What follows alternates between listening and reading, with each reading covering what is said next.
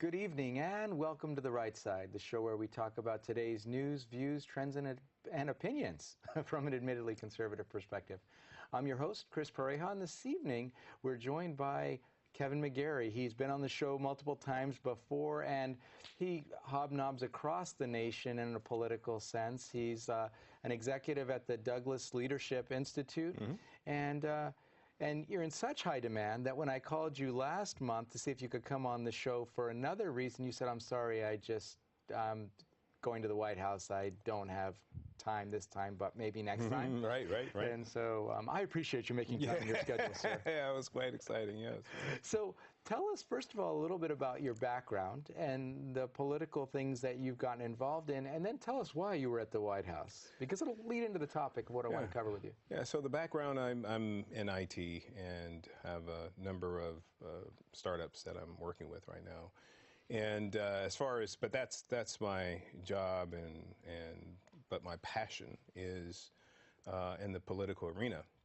So I'm the president and chairman of the Frederick Douglass Foundation of California, and I'm also on the executive team of Douglas Leadership Institute. And so Douglas Leadership Institute is a 501c3, an educational institute that is dedicated to going out and hoping to help inspire communities about the principles and values of Frederick Douglass, and really educate them in that way, and not necessarily taking a political position. Right, and so, but talk to us a little bit about Frederick Douglass, what he stood for, and kind of what drew you to being more involved on the California and the national level. Yeah, good. So Frederick Douglass, a lot of people, his story is not told enough. And a lot of people may not be aware of his background. If you ask somebody about Frederick Douglass, they may say, oh, I heard he was an escaped slave and he ultimately was set free, and that's probably about the limit of what most people know about him. But if you read his story, it's actually absolutely incredible. He's the quintessential American hero and patriot and statesman. His life was, started in slavery, but of course he was set free, became an entrepreneur, was the right-hand man, actually on the inner circle of 4 Republican presidents. One of those presidents was Abraham Lincoln. Worked with Lincoln on Emancipation Proclamation, was the one who inspired Lincoln to do emancipation via executive order. And there's a whole story behind that. He was also a minister, was also the first black African-American bank president, first African-American in the U.S. Marshal's Office, first African-American ambassador to Haiti, first African-American national publisher, first African-American who to be held in state, on his death. And actually, he was such an aspirational figure in the 19th century that he was the most photographed person in the 19th century. Now, you had Ulysses S. Grant, you still had Abraham Lincoln, you had other great presidents that were still around in the 19th century, and yet Frederick Douglass, a black escaped slave, was the most photographed person. So that tells you a little bit about that this person deserves some attention, because his life is just, it's unbelievable. Packed full of huge accomplishments. Huge. But the other thing that was very interesting, and you wouldn't know it from today's context, is that he was associated with 4 successful Republican presidents. That's right. Whereas the black community has trended heavily Democrat since then. That's right. And having ties to the Frederick Douglass Foundation of California and things from my own past, people often don't know the story. They don't. They don't know how, and that the Democrat political structure has often been detrimental to them versus being helpful to them. Absolutely, absolutely. And, this is what I so appreciate about this president, though. You were asking what I was doing at the White House. So received an invitation from President Donald Trump and Melania inviting to the White House for a Black History Month celebration. And so it was a private reception. I think it was probably 300 or 400 of us African-American conservative GOP supporters of Trump across the nation who were in the Eisenhower Ballroom. and he had his whole cabinet there. They were just walking around and socializing with us. And then he and Melania came out, and he spent about 25 minutes in a profound, Black History Month speech. And at the same time, he spent about 25% of the speech on Frederick Douglass.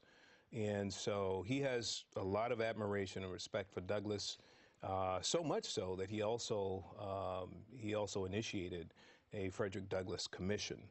This is the 200th bicentennial birthday year of Frederick Douglass. He was born in 1818. This is 2018. So this presidential commission and it's a bipartisan commission, and this commission is going to go out and participate in events and educational opportunities across the country and inspire people with Douglass's legacy throughout the remainder of this year. So this is a President Trump initiative. There's 12 people in this commission, bipartisan. And it's so that just shows right there that this president has a lot of respect and admiration for Douglass. So what's interesting to me is that there's been a lot of calling of names like racist and everything else, but here you have someone who's not only just doing lip service to Black History Month, but actually setting up commissions and trying to help communities of color, to use a politically correct term, to understand the Douglass legacy. And I don't know that I'm hearing a lot about that out in the world. Well, you wouldn't. We have to recognize that there are forces that are against this president at all sides. You got Absolutely. the media, mainstream media. You have some entrenched Republicans. You also have the entire Democrat complex. And so to look for good words to be said about, I think there was another article that just came out, I think it was 2 days ago, that said 91% of coverage in the news is negative against President Trump. So what we have to understand is that we're not going to hear the positive accolades about this president. They're going to always try to produce caricatures of him being racist and prejudiced and not liking blacks, not liking women, even though today he just nominated another woman to be head of the CIA, which is the first time. And but here's the thing. What I'd like to look at are results. And that's what I want to talk to you about, because it's like, well, this racist president couldn't have done anything good for minorities, could he? And that was what I had originally called you about, was help me understand your perspective on what happened in the first year of the Trump presidency. Are you personally happier or not? And then the community or the organizations that you represent, are they seeing results from the first year? And so talk to me about what you're seeing. It's like, yeah, great, holiday, nice month, okay, but rubber meets the road. What's happening for minority communities? What is the Douglass Leadership Institute or Frederick Douglass Foundation seeing for communities generally? So one of the first things that this president did when he got in office was to stop the Mexico City policy and put in some practices in place that would limit the influence of Planned Parenthood. Now, a lot of people would say, well, I don't know what that has to do with races or not, but the reality is organizations like Planned Parenthood in particular was founded on racist principles and still today has a heavily skewed racist agenda. But well, let's talk about that for just a second, because a lot of people have no idea the original intent of Planned Parenthood, so they just think if you're trying to cut funding for Planned Parenthood, you must just not want women to have choices. Right. But you have a different take. So what happened with Planned Parenthood, it was actually founded by a eugenicist, Margaret Sanger, and so she hated black people, and her own words. So she was a frequent speaker at the KKK Women's Auxiliary. Yep, exactly. And so I would encourage viewers to just check out her background. We can do an entire show on that, multiple shows on her. But her biggest instrument to really help limit blacks and even brown Hispanics was to use something like family planning and use that as a strategy, and heavily put her family planning clinics in black, highly urbanized communities. And so that was a strategy to help eliminate and or reduce the amount of blacks and Hispanics across the country, and so even today, percentage-wise, Planned Parenthood offices are something like 80–90% in urbanized communities. Right. When if they were really wanted just women in general, it seems like they would be able to just go to any Walmart.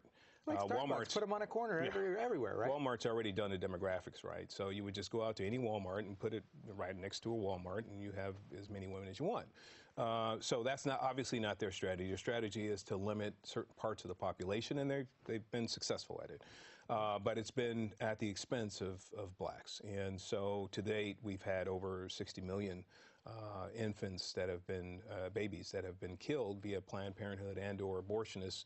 And the overwhelming percentage, 40%, from the black community. So it's, even though black community only represents about 13% of the population, actually 6% if you count just women, right?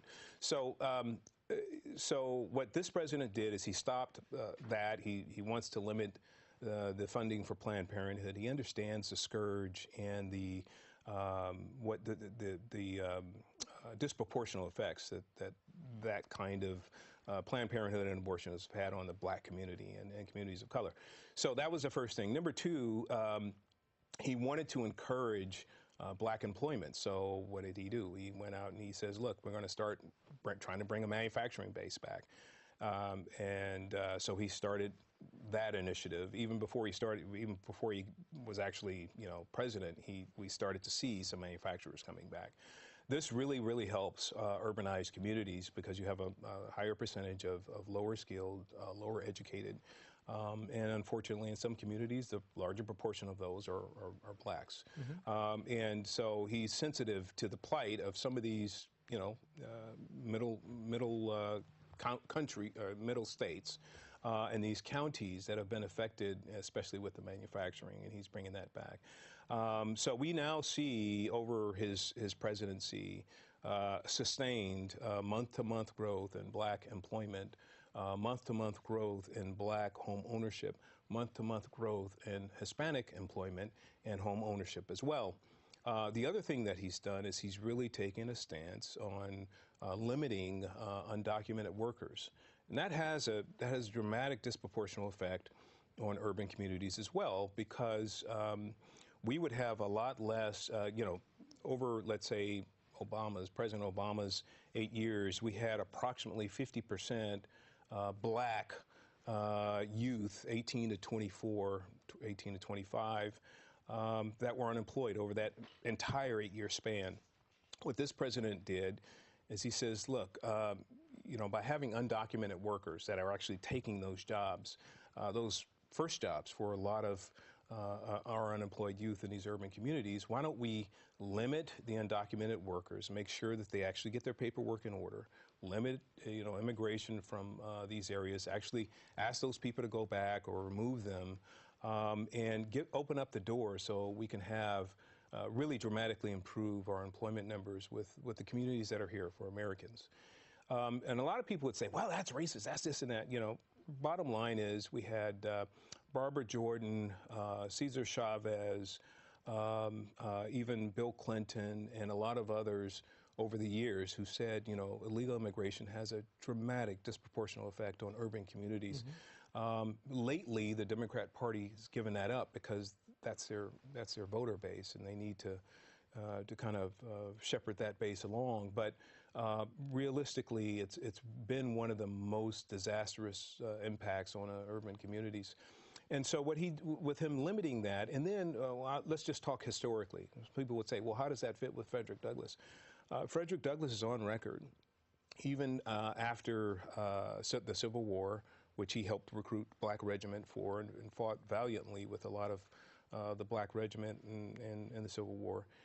After that, during Reconstruction, there was a move afoot to try to bring in immigrants from other areas, and he said, look, let's try to get the blacks and those that have been enslaved for all these many years employed in full employment first, before we bring in these immigrants from these other countries, these other areas. So this is not a foreign concept. This is principled, this is logical, this is reasonable, this is prudent, this is historical. And so Trump is doing what any logical leader of a country, sovereign country, would try to do, and that's to take care of the citizens that are here. It makes sense. It's the whole safety briefing on the airlines, right? Yep. Put on your own face mask first, because you're of no use to anybody to help anybody if you're dead anyway. That's right. Get your oxygen and now help the others. And that seems like you feel that it's working. Yeah, it is. And the other thing is we've had a tax plan now. That tax plan, most Americans are going to see, and have been, I guess, since February 1, seeing an increased amount in their paychecks. And people in my family, we've seen 300. Our son has seen a couple hundred per month, which, you know, extrapolated over 12 months, that's a couple $1,000, right? We've you know, that tax plan is real, and it's actually providing real money back to Americans. And we shouldn't begrudge the work that's been done. Also, you know, a lot of these companies are providing people one-time, you know, spiffs, bonuses and spiffs of thousands of dollars. So that's all good as well. Yeah, and so are there things that you think he could do better? Well, I think the thing that really, that he could have done better was get rid of Tillerson. He did that today, so God bless him. I think we can have somebody better in the State Department. I think that he could probably do better than H.R. McMaster, who's, you know, there's still some people in his administration that I believe are still sort of deep state, sort of the establishment class type thinker, and it's having an impact on his ability to drain the swamp. Because these people are sort of protecting the old guard and the old traditional way of doing things. One thing about this president that we should all recognize is he is breaking the mold. I think that's in every universally way possible. recognized. Yes, and he's breaking the mold on a national security and foreign policy. You know, we have North Korea coming to the table saying, okay, your button is bigger than mine. And you might be crazier than me, we're not sure. Yeah, so, you know, let's do a deal, right? You know, we'll see how that comes out. But, you know, bottom line is North Korea has never put their nukes on the table as a bargaining point, ever. You know, they've tried to come to the table and said, look, we'll stop, you know, churning our nuclear reactors and things like that. But they've never actually said, we will de-nuke. That's a new language for them. So that's a big deal. We'll see in May how that comes out. But, you know, the reality is you know, to answer your question, get back to your question, I think there are a lot of people in his administration that he's really refining his staff now. He's been in it for a year, and he kind of knows where he wants to go. And he needs to have people around him that really kind of have his mindset, that are not trying to do things, you know, business as usual, but are willing to step out and try to drain the swamp, which is what he wants to do. I'd like to see, you know, more Congress and the Senate aligned behind him, and I think having somebody really, really good at, like Pompeo at State, will help him do that. So we'll see. Okay. And so you have a lot of other contacts within the government elite social structure, if you will. I mean, I've been in situations at your own personal home where a lot of the people who show up on CNN or Fox News, or even current cabinet members and that kind of thing, have shown up at your house here in Northern California. Are you seeing or hearing from them happy, sad with the way that things are working out? I mean, not that I want you to violate anything confidential, but what's the overall climate outside of the media class and the people who are really trying to get the work done? You know, I think it's been drudgery for all of them, because it's, you know, when you come in as part of an administration where where a person is so loathed by all factions on all sides, it's a literal all-out assault every day, 24 hours a day, and it never ends. They never let up. And you get it by association as well. Yeah, and so they're in the administration. They're trying to do the best job they can do, and it's a bit of it's a bit difficult. It is not this working in the Trump administration is not for the faint of heart. I don't think. I think it's really for people that have a mind and a mission and are really rooted in principles. Because I think your being rooted in principles was going to drive your ability to create actions and create new visions for how this administration can win on all these different fronts. Is there a certain level of freedom, though, in knowing that it's okay that you are surrounded by other risk takers and that principles and Trump comes across as someone who really doesn't care what you think anyway, if he's on a mission. Do they tend to the ones who are happiest or feel like they'll at least be most effective at the end of the day, even though they'll be tired at the end of the day? Do they feel any freedom in that, or has that been discussed? That part hasn't been discussed. I don't get the sense that there's a lot of people around him that feel like there's a certain amount of freedom. I feel that they're constrained. But not by President Trump, not by the administration, but by the scrutiny by that the they'll outside, receive. by the outside forces. We think that President Trump's under a microscope. Every single person around him is under a microscope. If you just you have Russian dressing on your salad, you're going to be called by Mueller and saying, hey, I heard you were cavorting with the Russians. Well, I just had a Russian salad dressing. What are you talking about? But, one of my favorite drinks. I mean, right. So I mean, it's but really the level of scrutiny is beyond the pale, and it's historical. We've never seen this. And it's really had an impact on this presidency. Now, the good news for all of us is that he is succeeding at every level. He's the most conservative president that we've had since Reagan, arguably. And he's done more in his first year than any other president in history, so in recent history. So, I think that's all good. He's still accomplishing. But will it be recognized, really? Or will the stats be changed? I mean, we know that they can play with numbers and everything else to make it fit the narrative that they're trying to proclaim. And if you talk to a lot of citizens, they would say that they're all angry. Right? If he has one more big win, like let's say he bring North Korea to the table and they actually do start denuclearization and give us access to their nuclear facilities so we could start dismantling the nuclear program, that would be... There's nothing that the liberal media can do, I think, beyond that. I mean, that's a real game changer. If he could also, or in lieu of that, if he can at least bring some sort of semblance of peace to the Palestinians and Israel, that would be huge. So there's a couple things that he can do that would really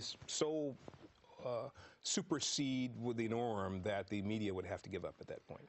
Well, we are out of time for now, but is there a website people can visit just to find out a little bit more about Frederick Douglass or about you personally? Yeah, so I would say go to dlinstitute.org, www.dlinstitute.org, and it talks about our work and about us and about me as an executive team member. So excellent. Yeah. Well, thanks, Kevin. If you'll hold on for just a moment, Sure. We'll be back after a word from our underwriters, the Liberty Forum. Some people think that a meeting of conservatives in Silicon Valley could fit in a small room. In fact, when the Conservative Forum was founded in 2003, we did meet in a small room, a coffee shop in San Jose. It doesn't get more grassroots than this. It may surprise you that there are thousands of people right here in Silicon Valley who share your principles of liberty, free markets, and limited government. Since our humble beginnings in that coffee shop, we've outgrown 3 meeting halls. From San Jose to Gilroy to Mill Valley, we bring hundreds of people together each month from all over the Bay Area to promote the principles of American liberty. How do we do it? It starts with a stellar lineup of speakers. Speakers like Steve Forbes, Senator Jim DeMint, Dr. Victor Davis Hanson, Lieutenant Colonel Alan West, Andrew Breitbart, Pamela Geller, and many others. These speakers passionately articulate our shared principles and remind us why conservatism isn't just the smart choice, it's also the moral choice. Our monthly meetings are only one dimension of the forum. We underwrite The Right Side, a monthly television show on cable access channel KMVT. We also host a monthly Constitution discussion group and provide tables at our meetings for more than a dozen local groups who share our love of liberty to promote their specific cause. The Conservative Forum is the premier place in Silicon Valley for conservatives to gather, become invigorated, motivated, and empowered. We welcome guests to our monthly meetings and offer special discounted pricing to first-time visitors. Take a look at our speaker lineup in the coming months and join us to learn why we say liberty is made in America.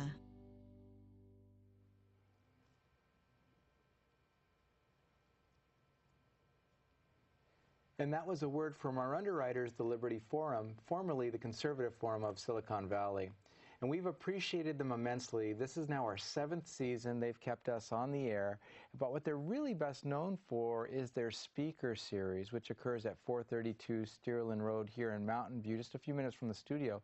This evening, they're actually hosting Ann Coulter, which is sure to be an exciting time for not only the participants, but for Mountain View PD and others that are there to support the event. In April, Charles C.W. Cook, editor of National Review Online, will be there to talk about the Second Amendment. In May, Lawrence J. McQuillan, who's a senior fellow at the Independent Institute, will be talking about the California pension crisis. And in June, James O'Keefe, a repeat offender, will be back. He's the founder and president of Project Veritas, and he'll be the speaker. Was very popular in the past. I'm sure it'll be great again.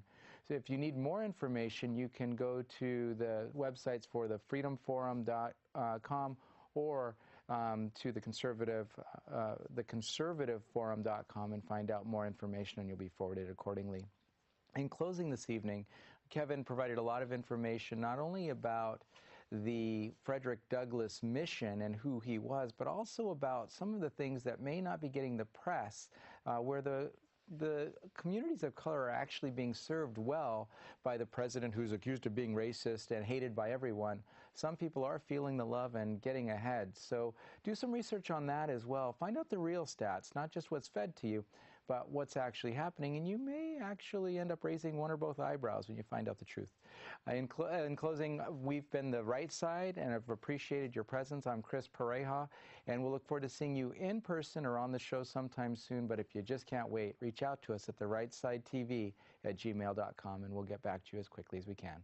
Thanks, and have a great night.